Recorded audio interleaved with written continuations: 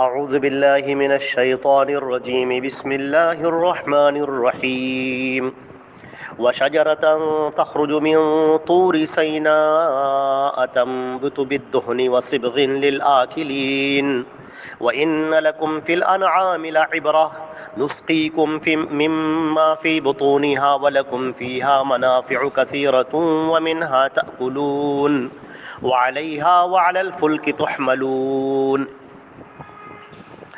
سورہ مومنون کی یہ آیت نمبر 20، 21 اور 22 ہے، اور ترجمہ ان آیات کا یہ ہے وشجرتن، اور وہ درخت جو نکلتا ہے طور سینا سے،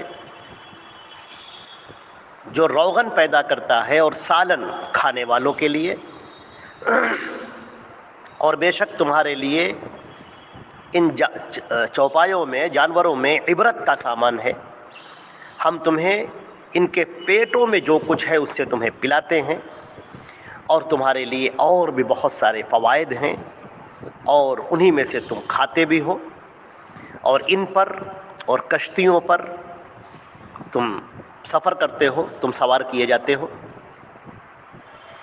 حضرات گرامی، یہ جو آیات اوپر سے چل رہی ہیں، یہ ذہن انسانی کو غور و فکر کی دعوت دیتی ہیں کہ جتنے بھی انسان ہیں وہ اپنی آنکھوں کو کھولیں اور چیزوں کو اس طرح سے دیکھیں جس طرح سے دیکھنا چاہیے، عبرت کی نگاہ سے دیکھیں، اس کے اندر غور کریں۔ ابھی تو ایک سرسری سی نگاہ تم نے ڈالی اور آگے بڑھ گئے، لیکن ذرا ٹھہرو۔ اللہ نے تمہیں جو عقل دی ہے، اللہ نے تمہیں جو شعور بخشا ہے، آؤ اس کا استعمال کرو، اور آنکھیں کھول کر دیکھو کہ تمہارا خالق کون ہے، اس کو پہچانو، اس رب ذوالجلال کی عظیم الشان قدرت کا مشاہدہ کرو، اور اس کی بارگاہ میں جھک جاؤ۔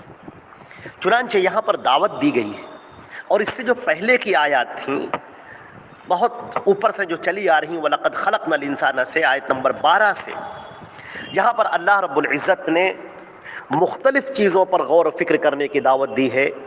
تم آسمانوں پر غور کرو، اپنی پیدائش پر غور کرو، انسان کیسے پیدا ہوتا ہے اس پر غور کرو، رزق کیسے مہیا کیا جاتا ہے اس پر غور کرو۔ تھوڑی دیر کے لیے اپنی آنکھوں کو کھولو، اور دنیا کے اندر جو اوہام و خرافات ہیں، جنہوں نے تمہارے ذہنوں کو جکڑ رکھا ہے، اور جن بیڑیوں میں تم جکڑے ہوئے ہو، اس سے اپنے آپ کو آزاد کرو، اور سوچو کہ وہ کون سی ذات ہے جس نے اس پوری کائنات کو بنایا اور انسانوں کے اس پورے سلسلے کو قائم فرمایا، اور ہم جس کا ایک حصہ ہیں کہ ہم دنیا میں آئے ہیں، اور ہم اس دنیا سے چلے جائیں گے اپنے وقت معینہ پر۔ آخر ہمیں اس دنیا سے لے جانے والا کون ہے، اور اس نے ہمیں اس دنیا میں کیوں بھیجا ہے؟ کون ہے وہ ذات جو انسانوں کے اوپر اس قدر مہربان ہے کہ اس کی تمام ضرورتوں کا انتظام مہیا کرتی ہے؟ کون ہے وہ ذات، اور وہ کیوں کر رہی ہے؟ یہ ذرا سوچنے کی بات ہے۔ انسان بڑی آسانی کے ساتھ میں دنیا سے گزر جاتا ہے، چیزوں کو دیکھتا ہوا گزر جاتا ہے۔ اللہ رب العزت فرماتے ہیں تم کو قدرت کے دلائل چاہیے تو تم دیکھو، غور کرو، وہ ایک اللہ کی ذات ہے، جل جلالہ جل شانہ، وہی ایک ذات ہے جو سب کچھ کرتی ہے۔ تم جن کی پوجا کرتے ہو، تم جن کی عبادتیں کرتے ہو، تم جن مزاروں پہ جا کے سجدے کرتے ہو، طواف کرتے ہو، درختوں کی پوجا کرتے ہو، ذرا تم خود سوچو کہ کیا یہ درخت اگاتے ہیں؟ کیا یہ زمین سے غلہ نکالتے ہیں؟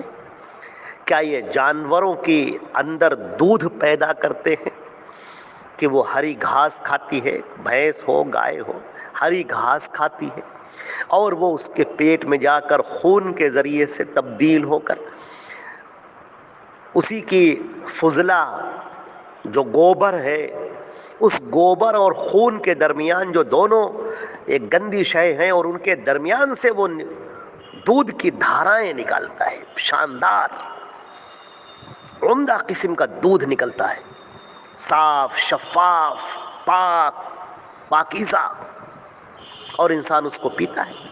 ذرا سوچو کہ کس نے کیا ہے، کون سے بابا نے ایسا کیا ہے، کون سے پیر نے ایسا کیا ہے، کس نے ایسا کیا ہے؟ کون ہے جو آسمان سے سورج کو نکالتا ہے؟ کون ہے جو چاند کو نکالتا ہے؟ کون ہے جو اس نظام کہکشاں کو پورا تھامے ہوئے ہے؟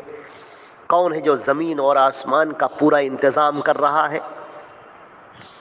انسان تو پیدا کیا گیا تو وہ پیدا ہوا، اس سے پہلے سے انتظام ہوتا چلا آ رہا ہے۔ وہ خالق کون ہے؟ وہ مالک کون ہے؟ وہ آقا کون ہے؟ وہ رب کون ہے؟ وہ رب ذوالجلال کون ہے؟ کیا تمہیں نہیں لگتا کہ تمہیں اس اللہ کے سامنے جھک جانا چاہیے، اس کے سامنے اپنے سجدے کرنے چاہیے، اسی سے مانگنا چاہیے، اسی کو پکارنا چاہیے، اپنے دل کو اسی سے لگانا چاہیے؟ وہ تم سے فرما برداری چاہتا ہے، وہ تم سے محبت چاہتا ہے، تم سے حمد و ثنا سننا چاہتا ہے، تم سے شکر کے جذبات سننا چاہتا ہے۔ مگر افسوس یہ ہے کہ اے انسان، تو کس قدر ناشکرا ہے کہ اسی اللہ کو جس نے تجھے پیدا کیا اور رزق دیا اور بولنے کی صلاحیت دی اور چلنے کی صلاحیت دی اور کھانے کی صلاحیت دی، اسی اللہ کو تو نے چھوڑ رکھا ہے اور اسی سے تو نے غفلت شعاری اختیار کر رکھی ہے، اور اس کو چھوڑ کر تو دنیا کی چیزوں میں پڑا ہوا ہے۔ اور ظلم پر ظلم یہ ہے کہ تو اسے ایک اللہ کو چھوڑ کر غیروں کو پکارتا ہے۔ اللہ نے جن کو پیدا کیا، جن کو محتاج بنایا، جن کو زمین پر بھیجا، ان مخلوقات کی تو پوجا کرتا ہے، تو پتھروں کی پوجا کرتا ہے، تو درختوں کی پوجا کرتا ہے، تو ستاروں کی پوجا کرتا ہے، تو سیاروں کی پوجا کرتا ہے، تو سورج اور چاند کی پوجا کرتا ہے، تو دریاؤں کی پوجا کرتا ہے، تو مزاروں کی پوجا کرتا ہے، تو درگاہوں کے اوپر جا کر اپنا سر جھکاتا ہے۔ تو یہ کیا ہو گیا ہے؟ تو اپنے رب کو نہیں پہچانتا، تو اپنے آقا کو نہیں پہچانتا، تو اپنے خالق و مالک کو نہیں پہچانتا۔ کتنا بڑا ظلم ہے کہ تو اس سے بھاگا ہوا ہے۔ لہذا یہاں پر ان پوری آیات کے اندر توجہ دلائی گئی ہے۔ اس آیات کو دوبارہ پڑھنا چاہیے۔ جہاں سے اللہ رب العزت نے ذکر فرمایا ہے، یہ آیت نمبر 12 سے لے کر اور یہ پورا سلسلہ آگے تک چلتا چلا آ رہا ہے۔ یہاں آیت نمبر 22 تک تو مکمل آیا ہے۔ ان آیت نمبر 12 سے لے کر یہ 22 تک ایک ایک چیز غور کرنے کی ہے، اور یہ تو چند چیزیں گنائی گئی ہیں، ان کے علاوہ جتنی چیزیں ہیں تمہارے آس پاس ان پر غور کرو۔ وشجرتن، یہاں پر اللہ رب العزت نے زیتون کے درخت کا ذکر فرمایا ہے کہ وہ دو درخت تخرج من طور سینا، جو طور سینا سے نکلتا، طور کہتے ہیں پہاڑ کو، اور طور ایک پہاڑ کا بھی نام ہے، اور سینا اس پہاڑ کا نام ہے۔ طور سینا، سینا نام کا جو پہاڑ ہے، وہاں سے ملک شام کے علاقے اور فلسطین کے علاقے جہاں پر زیتون بکثرت پایا جاتا ہے، تو یہاں پر زیتون کا ذکر کیا گیا ہے۔ اور اس کے اندر تیل نکلتا ہے، روغن، جو تیل نکلتا ہے، جو روغن نکلتا ہے، بہت مفید ہوتا ہے۔ اس کو اللہ نے فرمایا وہ سبغن للآکلین، کھانے والوں کے لیے سالن بھی ہے اس میں۔ زیتون کا یہ جو تیل نکلتا ہے، جو کھایا بھی جاتا ہے، اس میں کھانا بھی پکایا جاتا ہے، اس کو پیا بھی جاتا ہے، بطور سالن بھی استعمال کیا جاتا ہے، بدن کے اوپر اسے ملا بھی جاتا ہے، اس کے بدن کے اوپر اس کی مالش بھی کی جاتی ہے۔ اس کے بڑے فوائد ہیں۔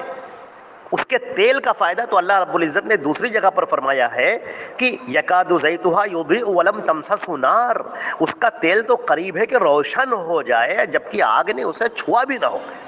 اسی طرح سورہ 3 میں تو اس کی قسم بھی کھائی گئی ہے، وہ تین والزیتون، باقاعدہ اس کی قسم کھائی گئی۔ حدیث شریف کے اندر آتا ہے، ترمذی شریف کی روایت ہے کتاب الاطعمہ کی، اللہ کے رسول صلی اللہ علیہ وسلم نے فرمایا کلوا الزیت وادہنوا بہ، یہ جو زیتون کا تیل ہے اس کو کھاؤ اور اس کے مالش بھی کرو، فإنہ من شجرۃ مبارکہ، اس لیے کہ مبارک درخت سے ہے۔ تو اللہ رب العزت نے اس زیتون کا بھی ذکر فرمایا، زیتون کے تیل کا بھی ذکر فرمایا، اس کے کھانے کا بھی ذکر فرمایا، کیونکہ عرب میں یہ بکثرت پایا جاتا تھا، اور ملک شام کے علاقے میں تو خاص طور سے بہت نکلتا ہے بکثرت، اور اس کی عمر بھی بہت ہوتی ہے، 1000-2000 سال ہوتی ہے اس کی عمر، بہت نکلتا ہے یہ، اور بڑے مفید اور بہت ہی فائدے لیے ہوئے ہوتا ہے۔ تو اس زمانے میں بہت سارے لوگوں کے غذا کا سامان ہی یہی تھا، سستا بھی تھا اور غذائیت کا سامان لیے ہوئے تھا۔ اللہ تعالیٰ فرماتے ہیں ذرا اس پر غور تو کرو، یہ جو تم زیتون کا تیل کھا رہے ہو اور اس کے اندر ہم نے اتنے فوائد رکھے ہیں، اس پر کیا تم کو شکر نہیں ادا کرنا چاہیے؟ اسی طرح اللہ نے فرمایا کہ ان لکم فی الانعام، جانوروں کے اندر تمہارے لیے عبرت کا سامان موجود ہے، عبرت ہے، تم سوچو، اس پر غور کرو، تفکر کرو۔ نسقیکم مما فی بطونہا، ان کے پیٹوں میں جو کچھ ہے اس سے ہم تمہیں پلاتے ہیں۔ یعنی دودھ کا ذکر ہو رہا ہے یہاں پر. یہ دودھ کیسے بنتا ہے ذرا غور کر کے دیکھو. یہ جانور تمہارے لیے کیسے مہیا کر دیے گئے ہیں ذرا غور کر کے دیکھو. یہ تم دودھ پیتے ہو, دودھ سے اور نہ معلوم کتنے سامان بناتے ہو, مٹھائیاں بناتے ہو, بہت ساری چیزیں بناتے ہو, کھاتے ہو. ذرا غور تو کرو. وَلَكُمْ فِيهَا مَنَافِعُ کثیرۃ, اس کے اندر تمہارے لیے بڑے فائدے ہیں, بہت فوائد ہیں. وَمِنْهَا تَأْكُلُونَ, اور ان میں سے جانوروں کو تم کھاتے بھی ہو. وَعَلَيْهَا, اور ان پر, وَعَلَى الْفُلْكِ, اور کشتیوں پر تم سوار کیے جاتے ہو. ذرا غور کر کے دیکھو کہ یہ جانوروں کو تمہارے تابع کر دیا گیا ہے. اونٹ جیسا جانور جو صحرا کا جہاز کہلاتا ہے, ہاتھی جیسا جانور, گھوڑے جیسے, تم اس پر بیٹھتے ہو اور یہ تم کو لے کر جاتے ہیں, دور دور تک سفر کرتے ہو. کتنے یہ جانور تمہارے کیسے تابع فرما بردار کر دیے گئے تمہارے لیے, اور تم کتنا فرما بردار ہو اللہ کے لیے. ذرا غور کر کے دیکھو. اگر ان جانوروں کو اللہ رب العزت ذرا سی ان کی عقل کو تھوڑا سا گھما دے تو یہ تمہارے لیے خطرناک بن جائیں گے, تم ان کے اوپر کبھی سوار ہو نہیں سکتے. لیکن اللہ نے تمہارے لیے تابع فرمان بنا دیا, تم ان کے اوپر سوار ہوتے ہو, ان سے فائدہ اٹھاتے ہو. کشتیوں پر دیکھو, کشتیوں پر سوار ہو کر تم سمندر کے اندر چلتے ہو. تمہیں پتہ نہیں ہے کہ یہ پانی اس قدر خطرناک ہے کہ نہ معلوم کتنوں کو ڈبو دے. بڑے بڑے جہازوں کو ڈبو دیتا ہے, یہ بستی کی بستی پورے کے پورے علاقوں کو ڈبو دیتا ہے. لیکن نہیں, اس کے اندر ایسی صلاحیت رکھی ہے لکڑی کے اندر اللہ رب العزت نے کہ اس کے اوپر تم سوار ہوتے ہو, وہ ڈوبتی نہیں ہے, تمہیں لے کر سفر کرتے ہو تم, اور سمندر کو چیرتے ہوئے چلے جاتے ہو. اس پر غور کر کے دیکھو. الغرض تمہارا کام یہ ہے اے انسانوں کہ تم غور کرو, ان تمام مخلوقات پر غور کرو, اور مخلوقات پر غور کر کے تم خالق تک پہنچنے کی کوشش کرو اور اس کو جاننے کی کوشش کرو. وہ اللہ جس نے تمہارے لیے یہ کتاب اتاری, جس نے تمہارے لیے رسول بھیجا, جس نے تمہارے لیے زندگی کے احکام اتارے, اے لوگوں کیسے تم اس سے غافل ہو؟ اپنے اللہ سے تم غافل ہو کر کیسے رہ سکتے ہو؟ اس اللہ کو یاد کرو, اس کے حضور جھک جاؤ. اس نے جو نبی بھیجا ہے حضرت محمد مصطفیٰ صلی اللہ علیہ وسلم, ان کی باتوں پر کان دھرو, ان کی باتوں پر عمل کرو اور اپنی زندگی کو بہتر بناؤ. ورنہ انجام تو سب کا آ ہی رہا ہے, اور ایک نہ ایک دن تو اس دنیا کو چھوڑ کر سب کو جانا ہی ہوگا. اللہ رب العزت ہم کو اور آپ کو ایمان والا بنائے, ہمارا آپ کا خاتمہ ایمان پر فرمائے. السلام علیکم ورحمۃ اللہ وبرکاتہ.